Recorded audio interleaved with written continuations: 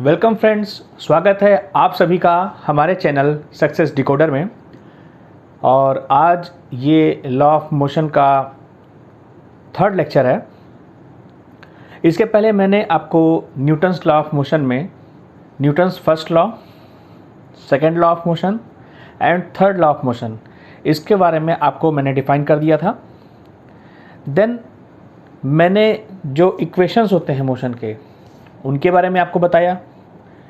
उसी से कोरिलेट करके मैंने आपको एंगुलर वेलोसिटी या जो एंगुलर मोशन होती है उससे रिलेटेड जो भी इक्वेशन होते हैं उसके बारे में मैंने आपको बताया। और जो मैंने न्यूटन्स लॉ ऑफ मोशन में जो 3 लॉ होते हैं उनसे रिलेटेड सारे एग्जांपल्स को आपको समझाया। आज हम शुरुआत करने जा रहे हैं, कुछ ग्राफ को देख लेते हैं। कभी कभी क्या होता है कि एग्जाम्स में क्वेश्चन पूछ लिया जाता है कि जो हम ग्राफ दिखा रहे हैं उससे आपको क्या समझ में आ रहा है। तो चलिए हम आज शुरुआत करते हैं ग्राफ से। कुछ सिंपल से ग्राफ हैं।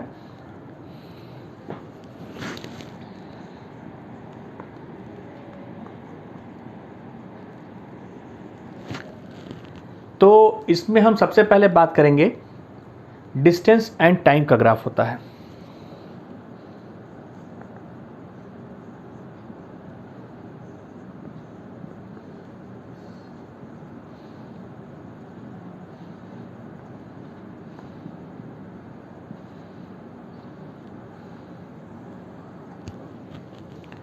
तो देखिए मैं बता रहा हूं आपको बनाकर। देखिए एक इसमें ग्राफ इस तरीके का आता है। ये हमारी होती है एक्स एक्सिस और ये हमारी होती है वाई एक्सिस। तो हम इसमें एक्स एक्सिस को टी से डिनोट करते हैं, टाइम, और वाई एक्सिस को हम डिस्टेंस से डिनोट करते हैं।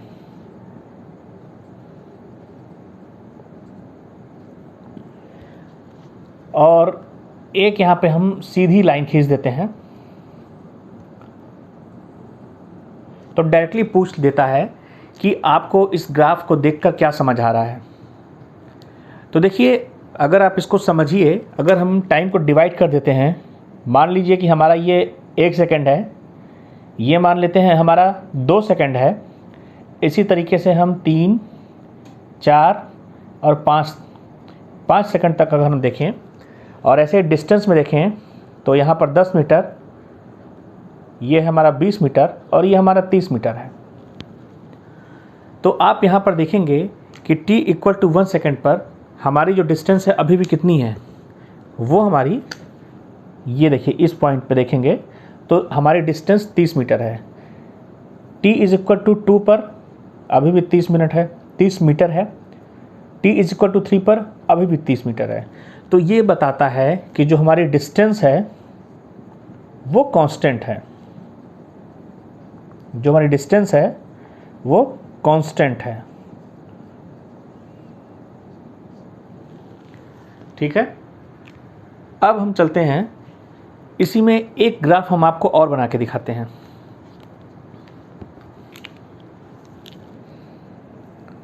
ये हमारा सेकंड ग्राफ है। इसको हम मान लेते हैं पार्ट ए, इसको हम मान लेते हैं पार्ट बी।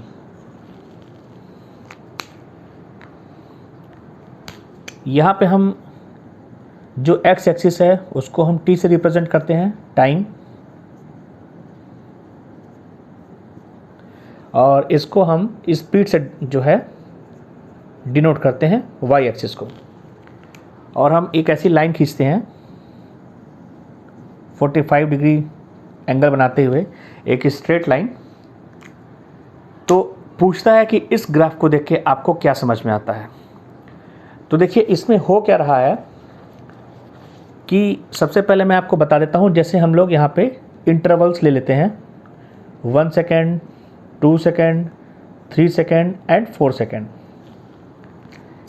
इसी तरीके से हम इधर इंटरवल्स ले लेते हैं, 10 मीटर पर सेकेंड, 20 मीटर पर सेकेंड, 30 मीटर पर सेकेंड, 40 मीटर पर सेकेंड। तो देखिए, अब अगर हमको इसमें बताना है कि हमारी स्पीड कांस्टेंट है या बढ़ रही है या घट रही है, तो इसको हम कैसे निकालेंगे। तो हम क्या करते हैं, हम एक बार इस तरीके से हम मिलाते चलते हैं पॉइंट्स को। आप पॉइंट्स को मिलाते चलिए। तो देखिए आप क्या देख रहे हैं,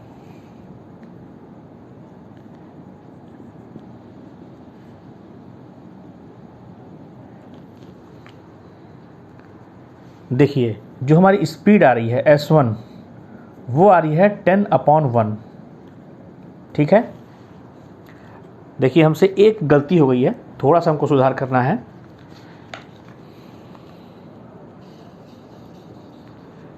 एक्चुअली ये हमारा डिस्टेंस है, हम लोग डिस्टेंस के लिए देख रहे थे, ये हमारा डिस्टेंस है।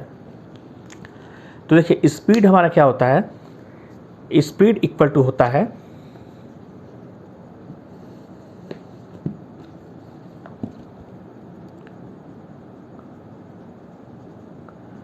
Distance upon time, distance upon time. अब यहाँ पर अगर हम ये देखिए, ये हम अलग अलग पॉइंट्स इसमें ले लेते हैं। तो अगर हम पहले पॉइंट को S1 मानते हैं तो ये हो जाएगा हमारा 10/1, तो ये आ जाएगा 10 मीटर पर सेकेंड। इसी तरीके से हम S2 निकाल के देखते हैं, तो वो हमारा आ रहा है 20/2। तो देखिए ये भी हमारा आ रहा है 10 मीटर पर सेकेंड। इसी तरीके से जब आप कंटिन्यूसली स्पीड निकालते जाएंगे तो आप देखेंगे कि जो हमारी स्पीड आ रही है वो हमारी 10 मीटर पर सेकेंड ही आ रही है। तो ये ग्राफ हमको ये बताता है कि जो इसमें हमारी स्पीड आएगी वो इस कांस्टेंट होगी। तो इस ग्राफ के लिए हो जाएगा स्पीड इक्वल टू कांस्टेंट।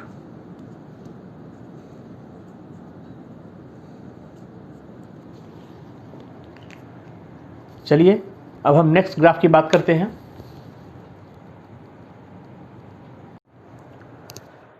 तो चलिए हम नेक्स्ट ग्राफ की बात करते हैं। हम बात करते हैं वेलोसिटी,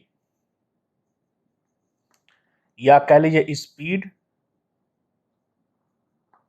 एंड टाइम।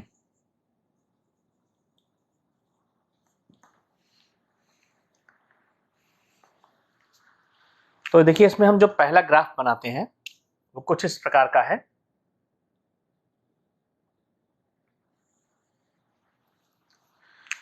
और जो हमारी y एक्सिस है उसको हम रिप्रेजेंट करेंगे स्पीड के लिए, और जो हमारी x एक्सिस है उसको हम रिप्रेजेंट करेंगे टाइम के लिए। तो अब इसमें हमको बताना है कि इस ग्राफ को देख के हमको क्या समझ में आ रहा है। तो देखिए जैसे मैंने आपको प्रीवियस ग्राफ बताया था, अगर अब यहाँ पे हम फर्दर सब डिवीजन कर लेते हैं टाइम का, 1 सेकेंड, 2 सेकेंड, 3 सेकेंड, 4 सेकेंड। ऐसे यहाँ पे स्पीड अगर 10 है, यहाँ 20 है, यहाँ 30 है, तो आप देख रहे होंगे कि पहले सेकंड पर भी 30 मीटर पर सेकंड थी, दूसरे सेकंड पर भी हमारी स्पीड सेम है। ठीक है, देखिए ऐसे देखिए आप, पहले सेकंड पर 30 है, दूसरे पर भी 30 है, तीसरे पर भी 30 है, और चौथे पर भी 30 है। तो ये ग्राफ हमको ये बताता है कि हमारी जो स्पीड है वो कांस्टेंट है। अब चलिए हम नेक्स्ट बात करते हैं, स्पीड वर्सेस टाइम का ही ग्राफ है, लेकिन वो कुछ इस तरीके का है।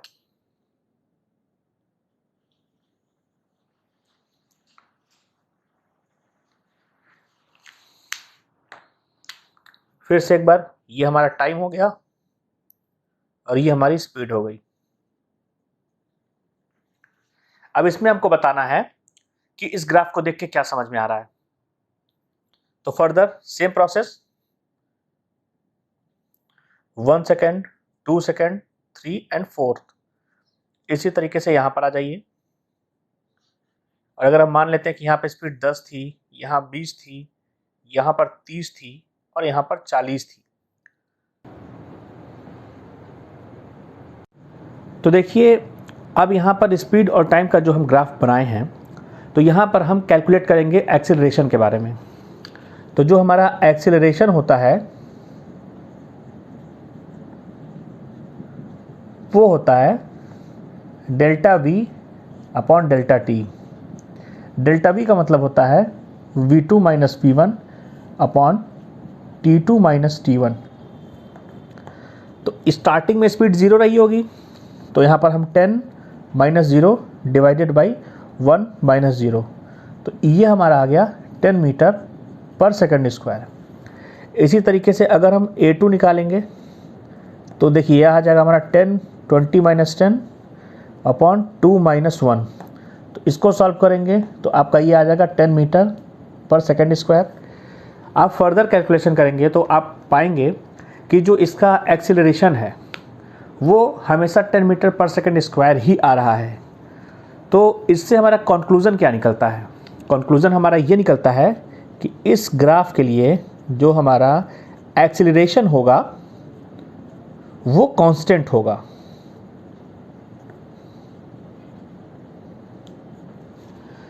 देखिए मैं आपको समझाते जा रहा हूँ, बस आप थोड़ा ध्यान देंगे तो आपको याद करने की ज़रूरत नहीं पड़ेगी, क्योंकि डायरेक्टली ये ग्राफ दे देता है एग्ज़ाम्स में, और ज़्यादातर ये आरआरबी जेई और आरआरबी एनटीपीसी में भी दे सकता है। आरआरबी एनटीपीसी के लिए भी बहुत ही इंपॉर्टेंट है। टीईटी वगैरह के एग्ज़ाम में ऐसे क्वेश्चंस नहीं आते हैं, तो अगर टीईटी के स्टूडेंट्स आप हैं तो आप चाहें तो इस लेक्चर को छोड़ सकते हैं। तो मैंने जैसे आपको समझाया है आप अपने दिमाग में बैठा लीजिए, आप ग्राफ देख के तुरंत बता लेंगे कि इसमें क्या संभावना बन रही है। चलिए हम नेक्स्ट ग्राफ की बात करते हैं।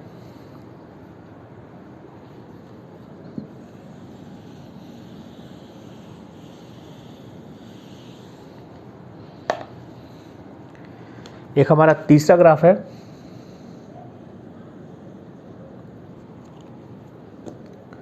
वो कुछ इस तरीके का है। ये है हमारा टाइम और ये है वेलोसिटी।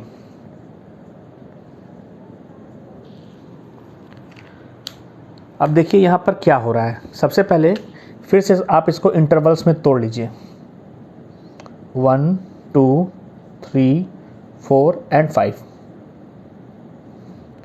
इसी तरीके से आप इसको भी इंटरवल में तोड़ लीजिए, 10 20 30 40 एंड 50। तो सबसे पहले आप ये देखिए कि इस ग्राफ में क्या शो कर रहा है। तो देखिए दोस्तों, इसमें क्या हो रहा है कि टाइम के साथ धीरे धीरे हमारी वेलोसिटी क्या है, कम होते जा रही है। तो यहाँ पे हमारा फंक्शन जो आ रहा है वो आ रहा है रिटार्डेशन हो रहा है।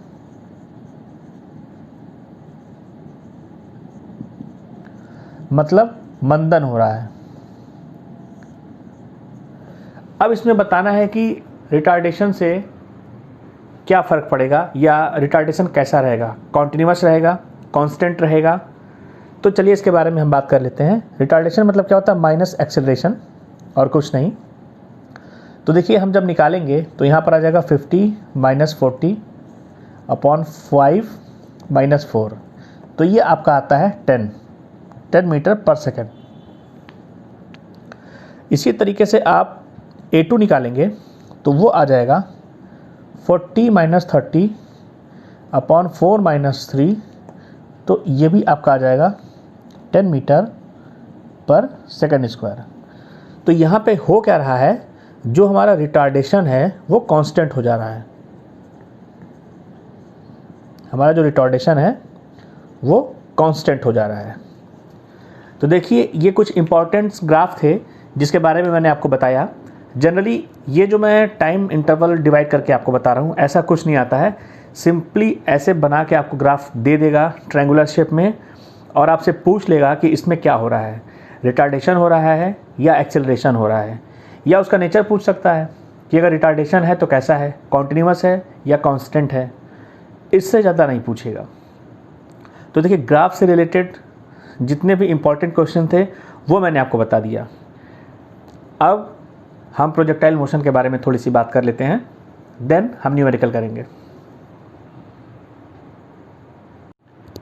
तो देखिए दोस्तों, साथ ही साथ अब हम प्रोजेक्टाइल मोशन के बारे में डिस्कस कर लेते हैं। देखिए प्रोजेक्टाइल मोशन क्या होता है, हम कुछ एग्जाम्पल से आपको समझाने की कोशिश करते हैं। जैसे जो हमारी गोली चलती है, या हम गोला फेंकते हैं, या आपने ज्वेलिन थ्रो देखा होगा, भाला फेंक, या आप कह लीजिए कि रॉकेट जिस तरीके से उड़ता है, ये सारे कुछ हमारा प्रोजेक्टाइल मोशन के अंतर्गत आता है।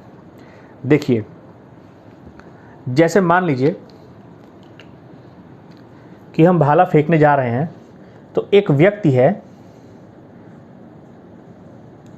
वो तेज़ी से आता है दौड़ के, और जब वो भाला फेंकता है तो भाला कुछ इस तरीके से पाथ बनाता हुआ और यहाँ पर आके ज़मीन में धंस जाता है।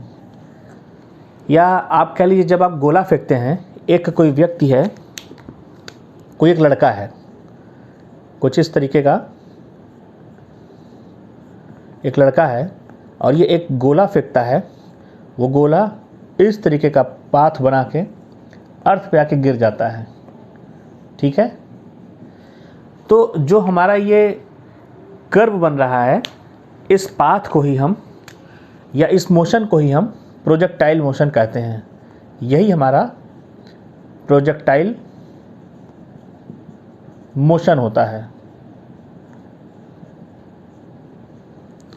और ये जो पाथ बन रहा है ना, इस पाथ को हम कहते हैं पैराबोलिक पाथ। पैराबोलिक पाथ, या हिंदी में कह लीजिए परवलयाकार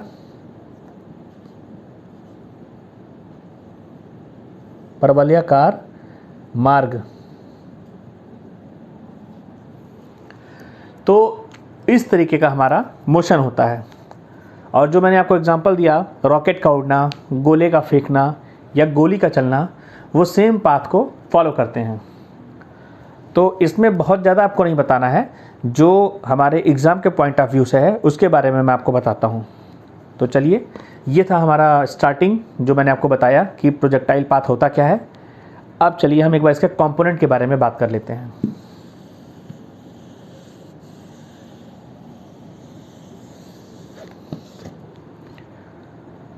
तो देखिए,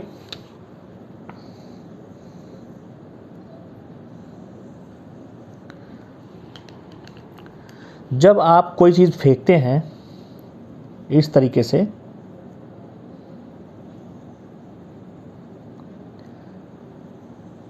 ये हमारा बन गया प्रोजेक्टाइल पाथ। ठीक है, अब मान लीजिए स्टार्टिंग में हम इसको एक वेलोसिटी ux वेलोसिटी से फेंके। यहाँ पे जो एंगल है थीटा है, तो देखिए इसके दो कंपोनेंट आते हैं। ये जो कंपोनेंट है इसको हम कहते हैं ux cos थीटा, जो आता है हमारा x एक्सिस पे, और एक कंपोनेंट y एक्सिस पर आता है, उसको कहते हैं ux sin थीटा। ठीक है, और हम अगर इस पॉइंट की बात करें तो हमारा जो ये पॉइंट है, पॉइंट ए क्या है, हमारी मैक्सिमम हाइट है।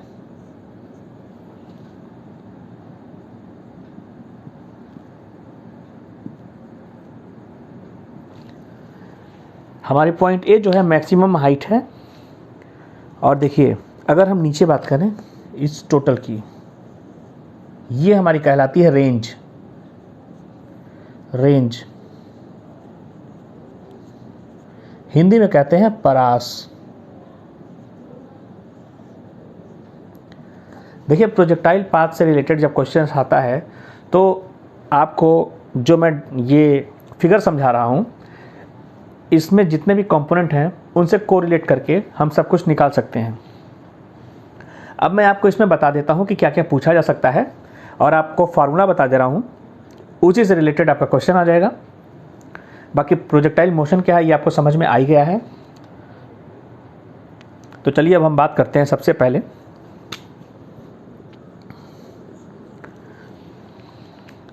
हम निकालते हैं टाइम ऑफ एसेंट।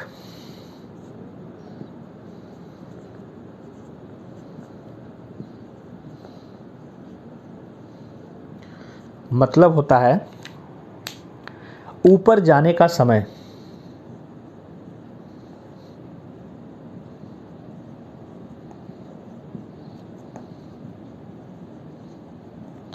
तो देखिए जब हम इसको डिराइव करेंगे तो ये हमारा आ जाएगा u sin theta upon ji.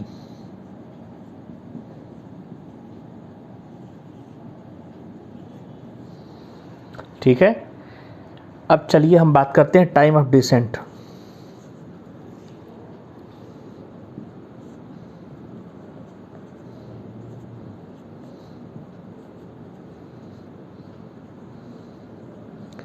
Time of descent का मतलब होता है नीचे आने का समय।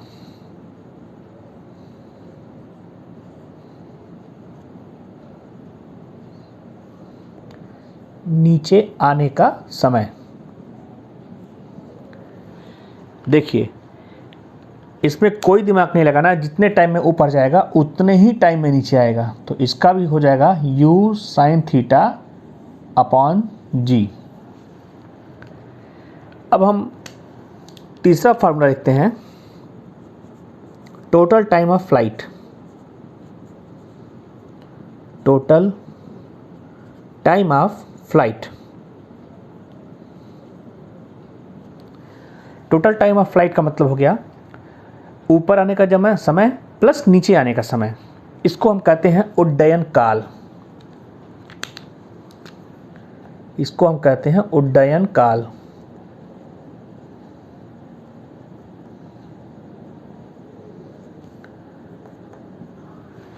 और इसकी वैल्यू क्या हो जाएगी आप खुद बता दीजिए क्या हो जाएगी। दोनों को ऐड कर देते हैं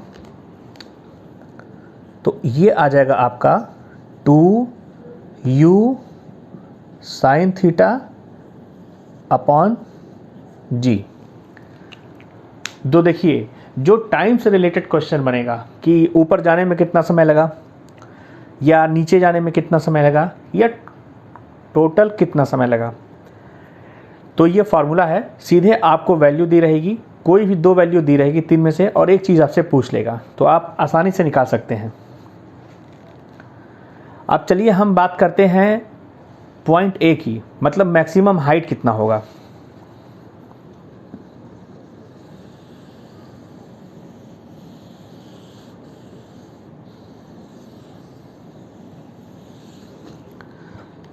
चलिए हम मैक्सिमम हाइट की बात कर लें।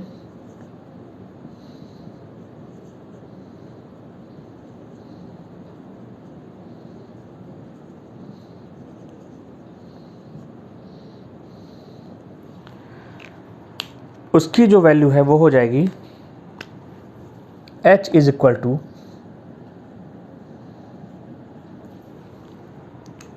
u square sine square theta upon 2g। तो अगर आप मैक्सिमम हाइट की बात करें तो आपको पता है कि साइन थीटा मैक्स हमारा कितना होता है, ये होता है हमारा 1। तो थीटा हमारा कितना आ जाएगा, थीटा आ जाएगा 90 डिग्री। तो जो हमारा हाइट है वो कितना आ जाएगा, वो आ जाएगा u स्क्वायर अपॉन 2g। और u स्क्वायर अपॉन 2g ये है अपना h मैक्स।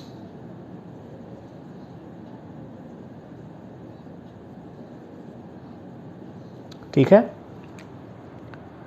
तो ये हो गई हमारी मैक्सिमम हाइट। अब देखिए इसमें हमारा एक कंपोनेंट छूट रहा है जिसको हम कहते हैं रेंज। तो चलिए रेंज के बारे में भी हम बात कर लेते हैं।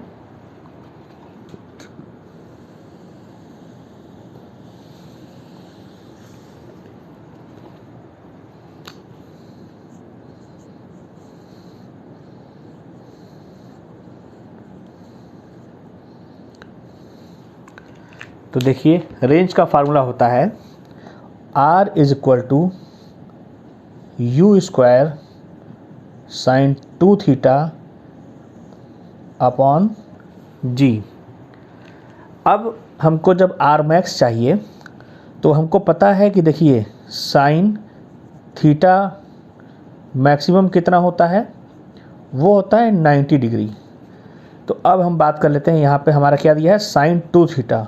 साइन 2 थीटा बराबर हमारा आ गया साइन 90 डिग्री। थोड़ा सा आप ट्रायग्नोमेट्री लगा लीजिए तो आपका देखिए, अब जब कंपेयर करेंगे तो देखिए एंगल से एंगल को आप कंपेयर कर दीजिए तो आ जाएगा 2 थीटा इक्वल टू 90 डिग्री, तो थीटा इक्वल टू आ जाएगा 45 डिग्री। और जब आप थीटा इक्वल टू 45 रखेंगे तो जो आपका आर मैक्स आएगा वो आ जाएगा u² अपॉन जी। तो ये हमारा हो जाता है मैक्सिमम रेंज। इसका मतलब क्या है?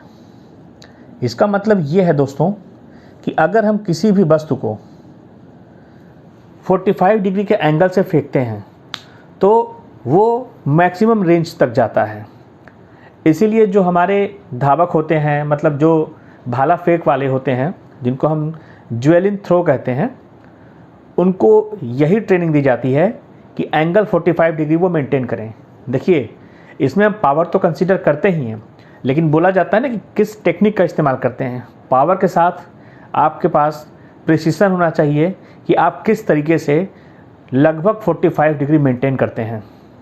तो देखिए दोस्तों, ये हमारी प्रोजेक्टाइल मोशन के बारे में जो भी इम्पॉर्टेंट आपको नॉलेज हमें देनी थी हमने दे दिया है। अब इसके बाद हम न्यूमेरिकल्स करेंगे। तो अब देखिए आपके पास फार्मूले की कोई कमी नहीं है, आप बिंदास न्यूमेरिकल कर सकते हैं, वो चाहे न्यूटन्स लॉ ऑफ मोशन से आए या लॉ ऑफ मोशन से आए या सर्कुलर लॉ ऑफ मोशन से आए या प्रोजेक्टाइल मोशन से आए। देखिए जो ज़रूरी है और जितना ज़्यादा हो सकता है वो मैंने सब आपको कंपटीशन के पॉइंट ऑफ व्यू से बता दिया है। और अब आपका यहाँ से एक भी प्रश्न नहीं रुकना चाहिए, क्योंकि मैंने आपको एक एक बात बता दी है। तो चलिए अब हम आपको कुछ न्यूमेरिकल्स करा देते हैं जिससे कि आपका कंसेप्ट थोड़ा सा क्लियर हो जाए।